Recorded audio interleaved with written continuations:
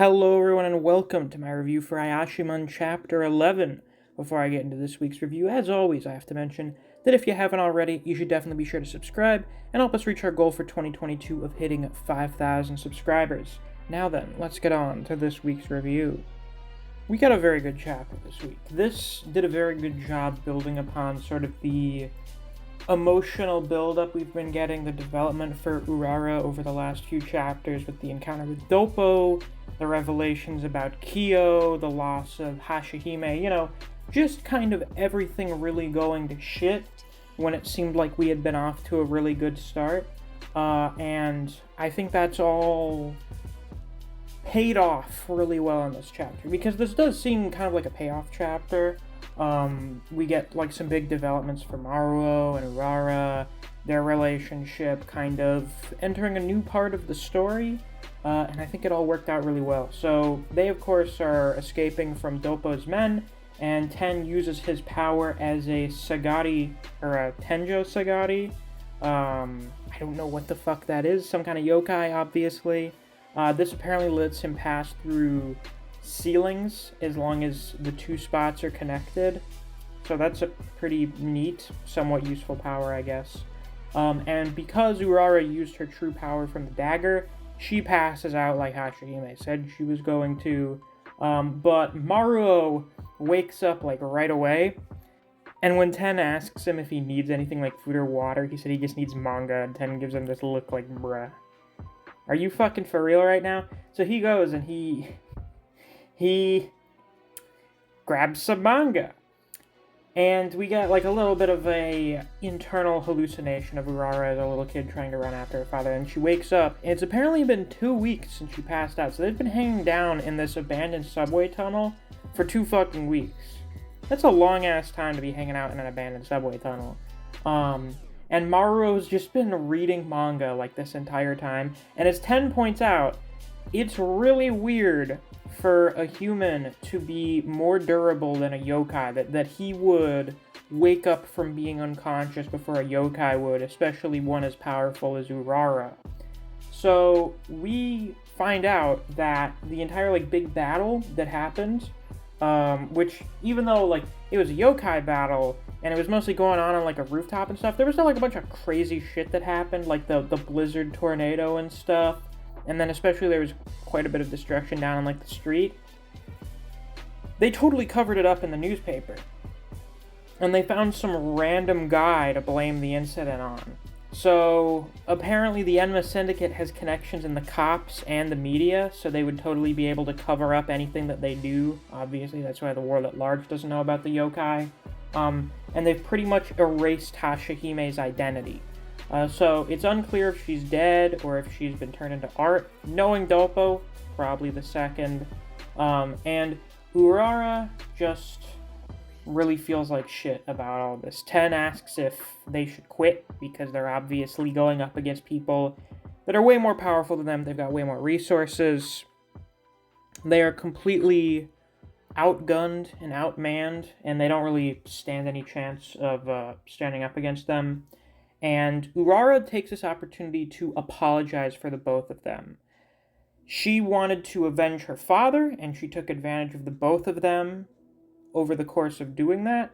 And she thought that just because she was Kyo's daughter, that meant that she had the right to inherit the Enma Syndicate. But, I mean, she had, no relationship with her dad. There was no connection with them other than being blood. Why would she have any right to inherit anything from the guy? She never even talked to him or saw him in person since incarnating this time around. From the way they talk about it, it seems like they've probably never really had any kind of relationship. I'm not entirely sure how yokai reincarnation works, if you maybe don't have memories of your past life or something like that, or if this is Urara's first time being born. Because presumably yokai have a first time they come into the world, right? That would make sense. I mean, it's not like they've been around since the beginning of time. So they would have to have a start somewhere. So I suppose it's possible that this is Urara's first time, existing. And that's why there's no relationship between her and her dad at all.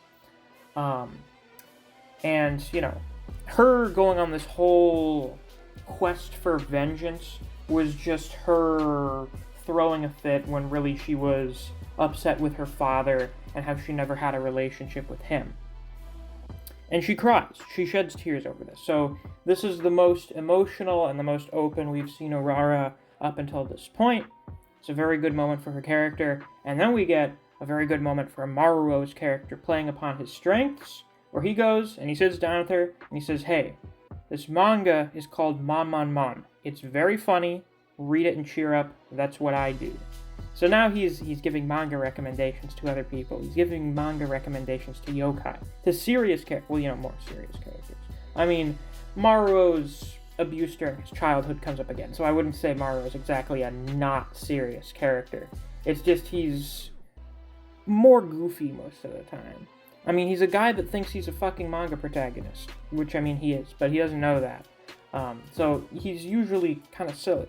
So having him be kind of serious, in a serious situation, trying to help someone emotionally, as opposed to just, like, fighting stuff, is really good. And he reminds her, you're the Yakuza boss here. You shouldn't be, like, bowing down to us and crying over stuff this easily. You're the one who's supposed to be setting an example and leading us here. You can't be the one who's breaking down right now. So, listen. We're gonna help you. If you want to settle business with your dad, I'll help you out. As I understand, you helped me out. We're family, right? We exchanged the Sakazuki cups, so we're family. And this is always one of the best themes ever, that of found family.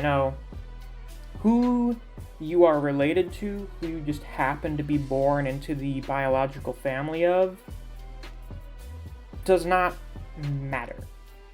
That does not determine who your family is. Your family is determined by people who you love and care for and who do the same for you. If you are related to people who treat you like shit and don't care about you, those people are not your family. They're your relatives, but they're not your family. Whereas here, these guys are becoming a family, a Yakuza family, but a family nonetheless. So Maruo is so intent on helping Urara out, he even wants to get the Yakuza back tattoos, and he asks Ten to give him one, but he's not a tattoo artist and he doesn't have any tools, so he's like, just get a marker or some shit. So he starts drawing, like, flowers and stuff on Maruo's back. It's really nice. And then we have Urara, who seems to be pretty entertained by this. She's pretty encouraged by it. She reveals her back tattoos, and then uses some yokai magic, I guess, to turn the flower drawings on Maruo's back into actual Yakuza back tattoos, which is really cool. It looks really good. So both of them are very motivated now. Maruo wants to get stronger so that he can beat Doppo because he's really annoyed at having lost for the first time, which you would expect. So now we have a well-deserved upcoming training arc where Maruo tries to get stronger and beat these guys who are way above his level.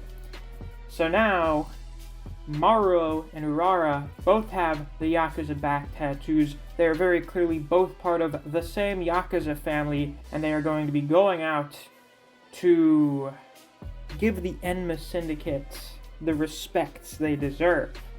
And we got a pretty cool spread here showing off the back tattoos and stuff. It's neat that Maruo has that now. It's really cool. And Ten's coming along as well. Ten is officially, in case you didn't already know, part of the main trio of Ayashimon, which is good. I like Ten.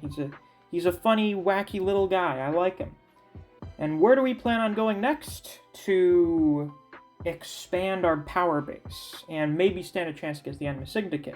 Well, it's by going and meeting up with the guys who I expected since Chapter 2 would be the most likely group to make allies with, the Todoroki Alliance, the biker gangs. Yes, the biker bros are coming to town. Now, I always knew these fucking guys. They're delinquents, they're rebels, they're a wild card, and they're probably really fun, cool guys as well. Like, they're just chads. And naturally, they are the people we're going to go to if we're going to be fighting against the smooth, slicked-back businessmen Yakuza. It only makes sense. So I'm expecting these guys to be tremendous. I also expect there to be at least one dude with a pompadour. I swear there is one guy here that clearly already has one. Now, the guy here at the forefront with the spiky-ish hair and the sharp teeth, who actually looks a lot like Maru. This guy, I'm assuming, is the leader of the Todoroki Alliance, because I'm pretty sure we saw his silhouette back when the group was introduced. So, you know, that's probably going to be the main guy that we're dealing with, but I have hopes for the power of the Pompadour. So with that, that's pretty much all I got to say for this week's review. If you enjoyed, please be sure to like, comment, subscribe, and click that notification bell so you don't miss any of my uploads. I do Ayashimon chapter reviews every week that I think we get a pretty good chapter. If you enjoy discussing Ayashimon with other people, or you just enjoy the content I produce on this channel, I highly suggest you check out my Discord server. I have linked to that down in the description, and since it's the end of the video, I might as well give a shout out to my wonderful patrons. Special thanks to Archbear CJ2K, Neo, Dijon Redden, Anthony Chavez, Honey Mustard, K-God, Chris Redfield, Rat, Ryzen 4K, Artist, Mac Campaign, Wave of Manga, Chuck's Feed and Seed, Jakester Easy, Play Free Labs, and Kenichi Kaneda. Thank you all very much for supporting me on Patreon. I greatly appreciate it. And if you too want to get a shout out at some point during videos, or access to reviews for One Piece and The Boxer, you can always become a patron as well. There's a link to my Patreon down in the description. Thanks for watching. I'll see you guys around. Take care.